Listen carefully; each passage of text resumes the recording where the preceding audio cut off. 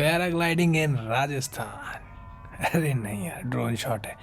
सामने एक गाड़ी भी दिखाई दे रही है। गाड़ी वो 4x4 है। 4x4 क्यों बोल रहा हूँ? क्योंकि 4x4 के बिना तो भैया इस टीले पे चढ़ना सपना ही है। यहाँ पे यही फंस गई थी थोड़ी देर पहले। तो अब जो कहानी है वो आगे मैं आपको सुनाता हूँ। तो भाई हम गए हुए थे ऑफ रोडिंग करने के लिए, और ऑफ रोडिंग करने के बाद थकने के बाद पहुँचे वापस। एक्चुअली ये टीला मैंने 3 दिन से अपना घर बनाया हुआ है, और यहाँ पे जो भी मैं करके आता हूँ, ऑफ रोडिंग करके आता हूँ, उसके बाद में मैं यहाँ पे आके शांति से अपना दिन बिताता हूँ। पर आज क्या हुआ कि यहाँ पहुँचने के बाद मैं एक ऐसी जगह पे एंट्री कर गया जहाँ पे सैंड कुछ ज़्यादा ही सॉफ्ट था और गाड़ी फंस गई। और अकेले ओवरलैंडिंग करने का एक सिंपल सा रूल है कि आप किसी भी चीज़ को टेकन फॉर ग्रांटेड नहीं ले सकते। तो भैया पहले इस गाड़ी को यहाँ से निकालना था, नहीं तो क्या पता जब कोई भसड़ आए तो भाग भी ना पाओ। समझ रहे हो ना? तो हर चीज़ को दिमाग में रखना पड़ता है, और अगर आप दिमाग में नहीं रखोगे तो फिर बाद में आपके दिमाग की दही हो जानी है। तो चलो पहले गाड़ी निकाल लेते हैं, क्योंकि गाड़ी तो भैया निकालनी पड़ेगी। तो ये फंसने वाला शॉट नहीं है, ये जब मैं ऑफ रोडिंग करके आ रहा था वो वाला शॉट है। अब चलो पहले गाड़ी निकालते हैं। हाँ हाँ, टेंशन मत लो, नॉर्मल है। ड्यून्स में अगर आप रहोगे तो ये नॉर्मल है। यहाँ के लोग भी खूब फंसते हैं, मैंने खूब निकाले भी हैं। तो अभी ज़रा एक बार पहले लगा लेते हैं सनस्क्रीन, उसके बाद में अपनी कर लेते हैं शवल तैयार, और फिर उसके बाद लग जाते हैं काम पे। तो भाई ये जगह थोड़ी सी तो ख़तरनाक थी। तो यहाँ पे फटाक से, अब आप देख रहे हो रेत कैसे निकल के आ रहा है, जैसे हलवा बनाने के लिए सूजी होती है। ये वाला सैंड है बहुत बॉगी, इतना नीचे आना नीचे था। कुछ सेक्शन है जो हार्ड है, जैसे ये तो बैठ जाएगा, पैर टिकाते हैं अंदर घुस रहा है। तो एक बार वॉक करके देखता हूँ कैसे निकाली जा सकती है।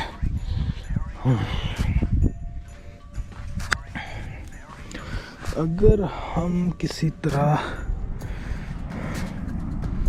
इधर आ जाएं तो बिना मोमेंटम के तो यहाँ भी नहीं चढ़ेगी। ये भी सॉगी है, ज़्यादा अच्छा कुछ है नहीं इधर।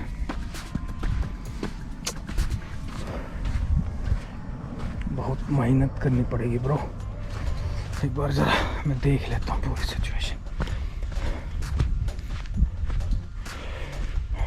अगर मैं इधर आऊँ किसी तरह, ओके, यहाँ से घूम के नीचे उतर जाऊँ, फिर से मोमेंटम बना के सीधा चढ़ जाऊँ तो मेरा काम चल जाएगा। चलो फिर इसको नीचे उतारने की कोशिश करते हैं, सबसे आसान रास्ता वही है। तो भाई फिर से हम लग गए काम पे। अब जो शवल है ना भाई साहब, ये यहाँ का ब्रह्मास्त्र है। तो ये तो हमेशा लेके चलना अगर डेजर्ट में या स्नो में जा रहे हो तो। डेजर्ट में कुछ ज़्यादा ही ज़रूरत पड़ेगी इस चीज़ की। और फिर जो इसके बाद दूसरा, उसको भी मैं ब्रह्मास्त्र ही बोलता हूँ, वो है अपने मैक्स ट्रैक्स। तो अब जैसे ही सिचुएशन शवल से कंट्रोल में आएगी, उसके बाद में फिर हम लगाएंगे मैक्स ट्रैक्स, और मैक्स ट्रैक्स लगाने के बाद में गाड़ी आराम से बाहर आएगी। अब कई लोग बोलते होंगे कि यार ड्रामा तो क्रिएट हो ही नहीं रहा है, टायर वायर घूमे, कुछ हो कैसा हो। भाई साहब जब आप अकेले ट्रैवल करते हो ना, तो सिर्फ आपकी सेंसिबिलिटी ही आपको वापस लाती है तमीज़ से। तो यहाँ पे जितना तमीज़ से रहेंगे उतना अच्छा, जितने ज़्यादा टायर घुमाएंगे उतना और ज़्यादा बैठेगी, उतना ही टाइम बढ़ता जाएगा रिकवरी का।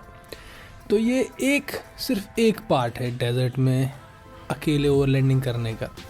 अगर आप किसी के साथ हो तो मे बी वो आपको एक थोड़ा सा स्नैच ट्रैप से झटका दे दे, वो सही जगह पे है तो आप निकल जाओ। पर भैया जब आप अकेले हो तो ऐसे ही निकालनी पड़ती है गाड़ी।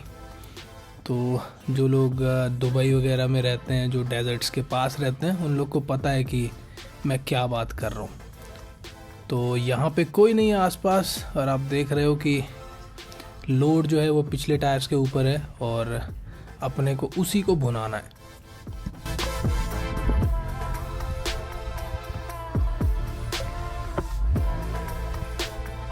टायर्स की अलग लग रही है यहाँ पे। आइस से नहीं होता bro Thar desert.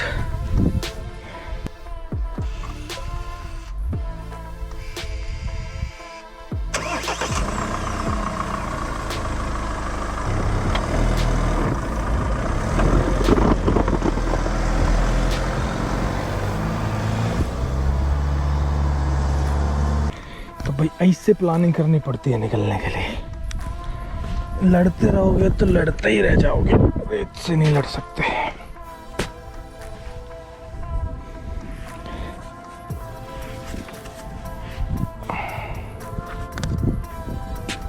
And tyres कटते हैं वो अलग है।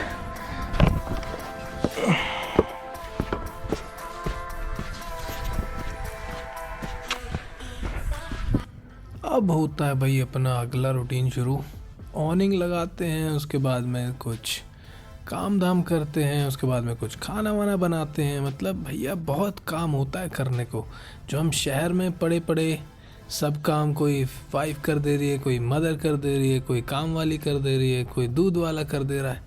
भाई साहब यहाँ तो सब कुछ खुद ही करना पड़ता है। अगर दूध चाहिए चाय के लिए तो बकरी पकड़ के दूध भी खुद ही निकालना पड़ेगा यहाँ। तो अब मैं लगा रहा हूँ ऑनिंग। ये फर्स्ट इंस्टॉलेशन है इस ऑनिंग की और मुझे सही लग रही है। मतलब कुल मिला के ओवरऑल इसका एक्सपीरियंस अच्छा रहा। मैंने इसको प्रॉपरली टाई डाउन भी नहीं किया, उसके बाद भी इसने हिली नहीं मतलब अपनी जगह से। तो it was a good one. अभी शाम को देखना जब इसकी लाइट जलेगी और भी अच्छी लगेगी।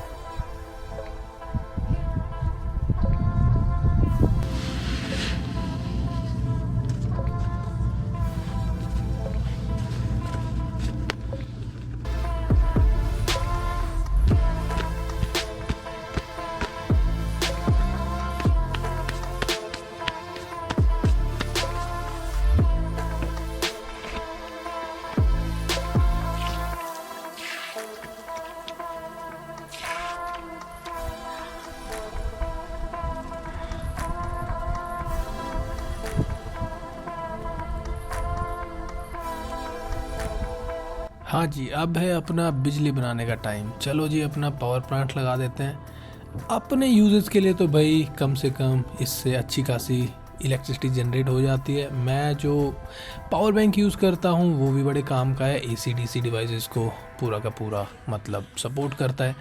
तो अगर आपको ये डिवाइसेस चेक करने हैं तो डिस्क्रिप्शन में मैंने लिंक ऑलरेडी डाले हुए हैं। अब चलो कुछ खाना खा लेते हैं और फिर कुछ काम कर लेते हैं उसके बाद में।